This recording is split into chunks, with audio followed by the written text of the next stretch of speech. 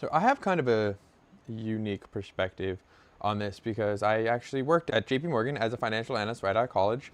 And here is, oh, actually, I'm wearing the sweatshirt. And here's what I learned.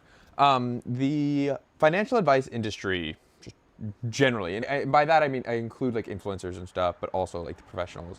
It is built on a reality that just doesn't exist anymore, at least for most people our age. Like I would sit in these meetings and we'd talk about financial planning strategies, and they assume, first of all, like a huge stack of cash, but also the somewhat more practical or applicable part of it was like stable income, traditional career trajectories, and like really like predictable life paths.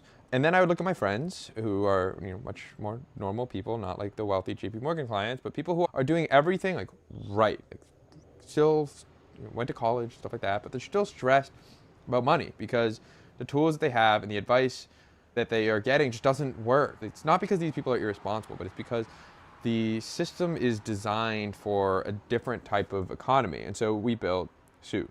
We just finished up our first pilot, and I'm honestly kind of shocked at how well it worked. So here's the actual process. So first, you meet with somebody from our team. We do like a value discovery where we're going to ask you certain questions that will help figure out what really matters to you, while at the same time we try to figure out where you're willing to make trade-offs and where you're not. And then we'll sync with your accounts, and this will give our app the access to your real spending data so that everything is personalized to your actual situation. So from there, you actually have an AI that's available whenever you need it. You can ask it questions about your spending, you can get support when you're anxious, and it will help you take all these small incremental actions. So it's both trained as a psychologist and as a coach.